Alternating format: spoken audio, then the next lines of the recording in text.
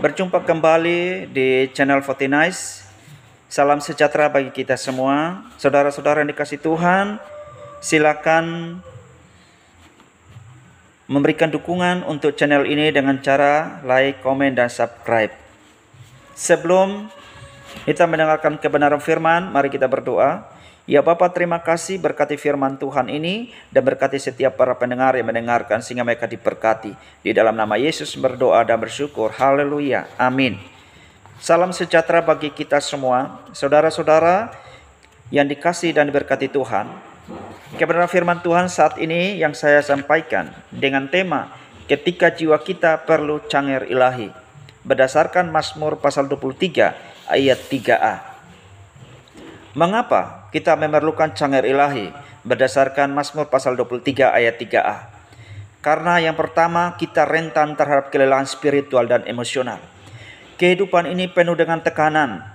Kehidupan ini penuh dengan tantangan. Kehidupan ini penuh dengan kekecewaan dan dosa yang dapat menguras energi rohani dan emosional kita. Jiwa kita bisa menjadi lelah, kehilangan arah, atau bahkan rusak karena beratnya beban hidup. Saudara yang terkasih, hal yang kedua, karena kekuatan kita terbatas, kita tidak memiliki kapasitas tak terbatas untuk terus-menerus menghadapi segala sesuatu dengan kita sendiri. Ada saatnya kita kehabisan daya dan membutuhkan sumber energi yang lebih besar dari diri kita. Saudara-saudara yang terkasih Tuhan, hal yang ketiga, karena hanya Tuhan yang dapat memberikan pemulihan sejati. Ayat ini menegaskan bahwa hanya Tuhanlah yang memiliki kemampuan untuk menyegarkan atau memulihkan jiwa kita sepenuhnya. Pemulihan ini bukan sekedar istirahat fisik, tetapi pembaruan yang mendalam pada tingkat spiritual, emosional, dan bahkan mental. Hal yang keempat, karena untuk menjalankan perjalanan hidup, saudara-saudara yang dikasihi dan diberkati Tuhan, sama seperti perangkat elektronik yang perlu diisi ulang agar dapat berfungsi. Jiwa yang segar memungkinkan kita untuk terus berjalan di jalan yang benar oleh karena nama Tuhan. Tanpa pemulihan ini, kita bisa tersesat, putus asa, atau tidak mampu memenuhi tujuan kita. Jadi berdasarkan Mazmur pasal 23 ayat 3a ini, pemulihan yang datang dari Tuhan diperlukan karena jiwa kita membutuhkan pemulihan dan penyegaran yang hanya dapat diberikan oleh Tuhan untuk memungkinkan kita terus hidup dan berjalan dalam tujuan Tuhan sendiri.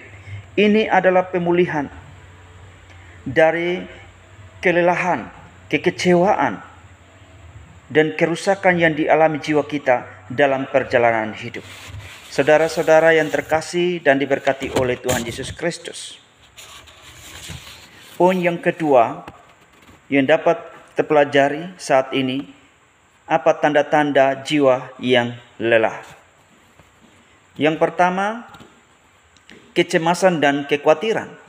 Dalam Matius pasal 6 ayat 25 sampai 34 menggambarkan bagaimana jiwa yang lelah karena kecemasan dan kekhawatiran menunjukkan tanda-tanda seperti fokus berlebihan pada kebutuhan materi, kurangnya iman pada pemberian Tuhan, terpaku pada ketidakpastian masa depan, meniru pola pikir duniawi, dan juga salah prioritas dan memikul beban hari esok di hari ini. Semua ini menguras energi vital dan kedamaian batin seseorang. Yang kedua, tanda-tanda jiwa yang lelah adalah kelelahan dan kehilangan semangat. Di dalam Yesaya pasal 40 ayat 31, itu menyajikan kontras yang tajam antara jiwa yang lelah atau disebut lesu, lelah, terpuruk karena mengandalkan diri sendiri, dan jiwa yang diperbaharui.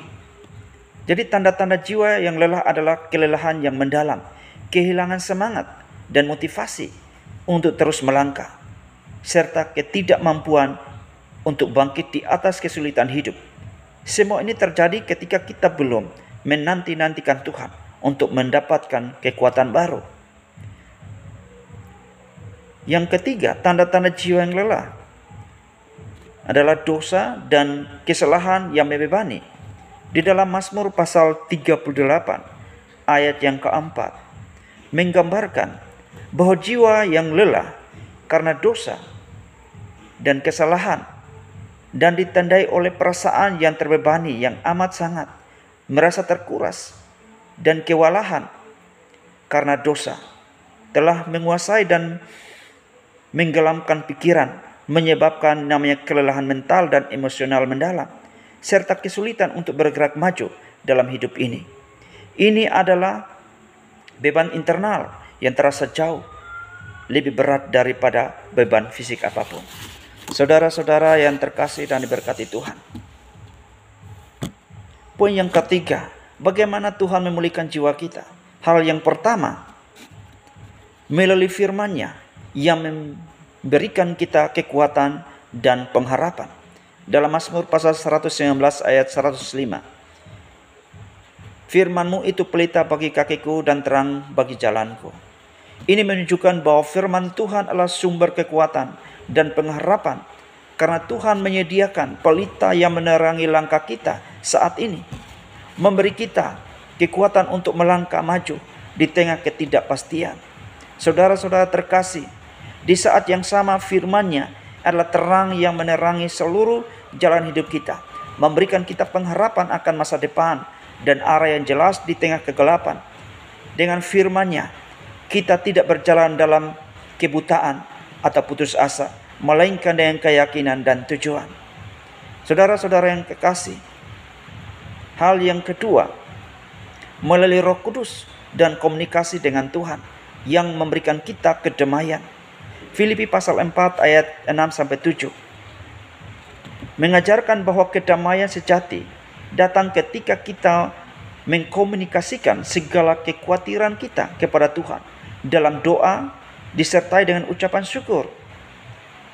Jadi melalui komunikasi ini dan dengan kuasa Roh Kudus yang memampukan dan menanamkan damai sejahtera ilahi, hati dan pikiran kita dipelihara dan dilindungi dalam Kristus Yesus dari segala kecemasan yang melanda.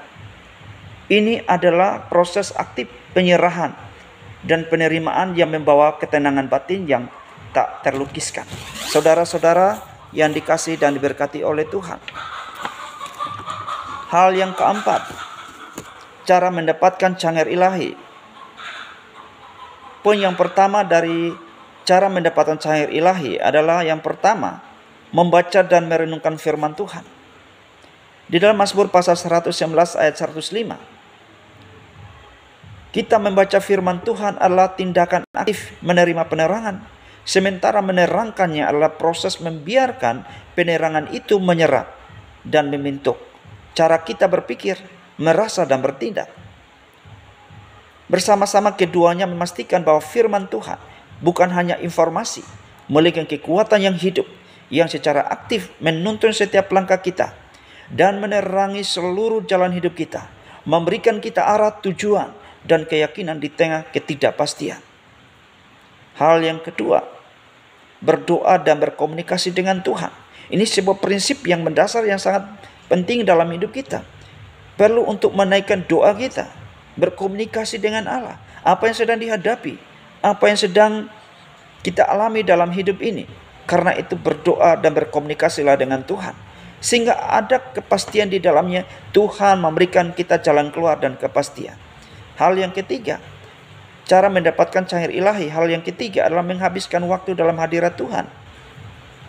Di dalam Mazmur pasal 16 ayat 11, menghabiskan waktu dalam hadirat Tuhan, sebagaimana digambarkan dalam Mazmur 16 ayat 11, adalah fundamental, karena dari Tuhanlah kita menerima jalan kehidupan yang membimbing kita.